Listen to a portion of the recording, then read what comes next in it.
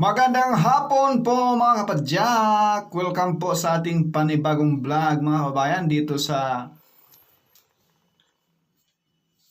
Inlex Islix connector mga kabayan, no? Na kung saan yung puspusan rin po yung gawa rito mga kabayan. Dito po tayo sa side sa papuntang Santa Misa mga kabayan, no? Ayan. Ditong ireng ito ay malapit lang po ito sa may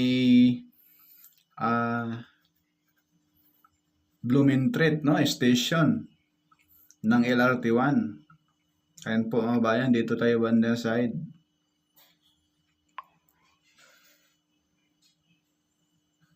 Kikita po natin yung mga dambuhalang mga spearhead dyan mga kabayan, no? Ayan po. Kahit maulan, puspusan pa rin yung gawa nila, no?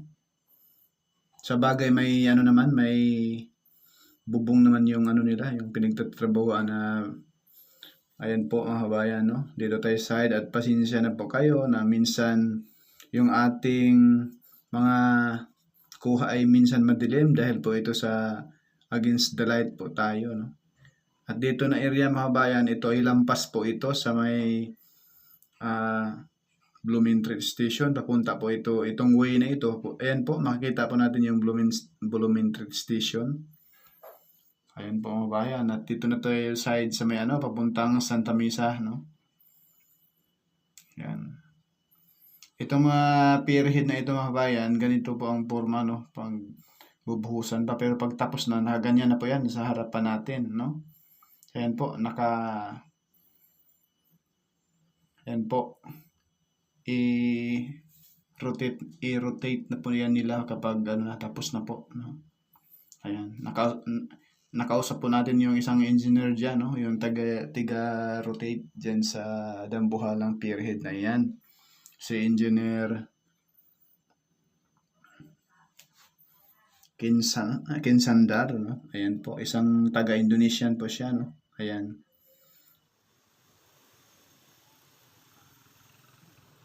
Diyan sa dambuhalang mga pierhead na yan. Ayan po. Ganito po yung sistema nila kabadyak, ano?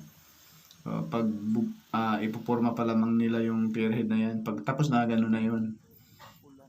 Pag hindi pa yan po, yung pierhead na yan, i-rotate pa yan. Ito, kasi ipupurma pa, nakaganyan pa po yan, no? Para hindi masyadong abala sa daan, no? Ayan po, ganyan po mga kabadyak. Makikita po natin yung mga scaffolding dyan sa nakahilera dyan, ano? Ayan po, itong isang pierhead na ito, sabi ni Engineer Kinsandar, yan po, medyo hindi pa nila ma-rotate dahil po ito sa itong poste na ito sa kaliwa na side. Kahoy na poste ng Meralco. Matatamaan po siya, no? Kapag i-rotate yung dambuhalang pierhead na yan. Yan, diretsuhin natin yan kapadyak. May tulay dyan sa unahan. Papunta na po yan dyan ng Santa Misa. Yung diretso tayo nito.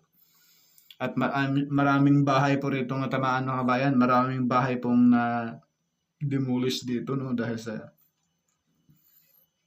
project na ito. Pero maganda naman po. I'm sure binayaran sila ng may-ari ng expressway na ito. Ayan po mga kabadyak, yung mga rebar dyan, naka-ready na po yan, no? Ilalagay nila dyan at maulang hapon! Medyo kabadyak, medyo maulan ngayon. Ayan po. Ayan po yung mga steel casing na napakalaki. Napakagandang proyekto ito.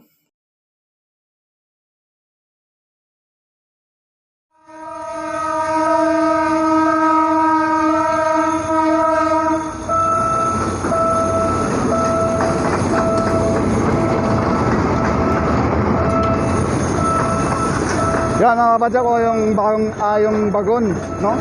Na dito lang gawa sa atin. Oh, grabe. Wow, ang ganda. Yuhu, wala kang pintura.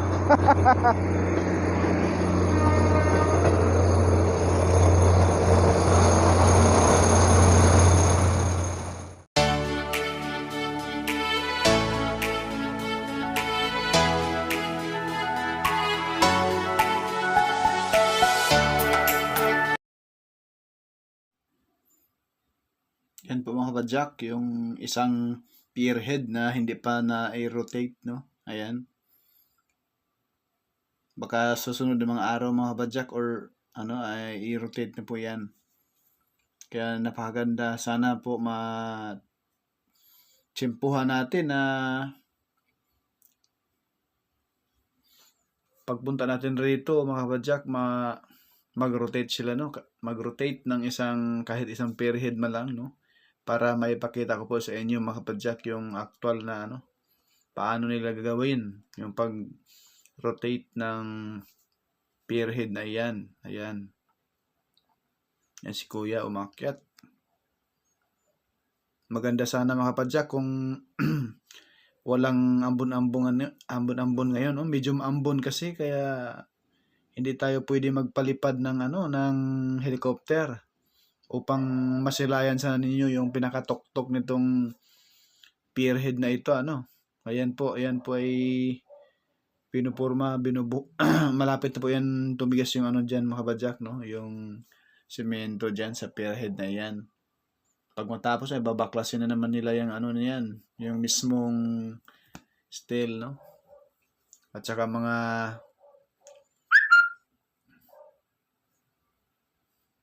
molding cage na. Ayan po. Napakaraming bahay dyan mga bayan na tamaan sa gilid, no? Ayan. At buti na lang yung building na yan. Swerte, hindi natamaan yung apartment na yun. Ako, kung natamaan in Jesus name, ang laking presyo, no? Ayan po, dyan banda ay medyo, nailagyan na ng mga girder, Yan banda. Papunta na po, yung area yan, papunta na po yan doon sa may Blumentritt Station sa LRT1. Yan. Yung Blumentritt Station mga kabadyak ay itong Inlex connector ay sa taas po mismo ng Blumentritt Station dadaan, Yan. Kaya dito pa lang medyo matataas na yung mga poste papunta roon sa dulo. Ayan. First time natin rito mga kapadyak na mag-vlog, no? Sa area ito. At marami na pong vlogger dito na nag-vlog. Sila ni Sir Idol RG Angeles. Dito rin po sila nag-vlog mga kabayan. At tayo po ay bihira lang po rito kasi pangalawang bihis pa lang ito, no? Tayo po ay may pasok, may trabaho pa eh. Kaya maawa si Lord pag medyo malaki-laki yung ating income sa ating pag-vlog, try natin mag full-timer vlogger na lang. Ngayon medyo pambili lamang ng bigas mga kabayan. Tama lang pambili ng bigas, kalahating kaban ang ating sahod sa YouTube, kaya hindi pwedeng kailangan talagang magtrabaho pa mga kapadyak, para sa pamilya. Ayan. Sige lang, balang araw, maawa si Lord, ay try nating mag full-timer vlogger. Yan po.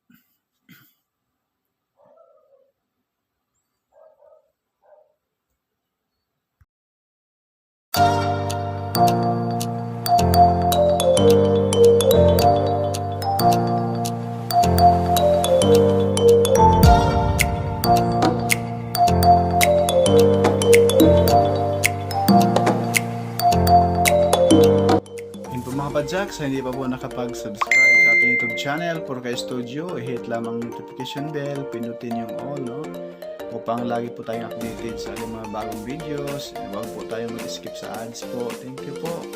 Maraming salamat po at pakishare na lang po mga bayan, sa ating mga mahal sa buhay upang tayo bilis lumaki ang ating YouTube channel. God bless po sa lahat, sa walang sawang subaybay dito sa studio.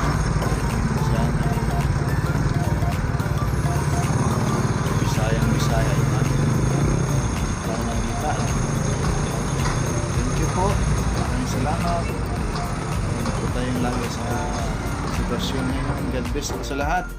Sa mga Filipino migrant worker dyan, sa mga OFW, no? And also kay Celia White, Ma'am Lani Torres, Bot Sampiano,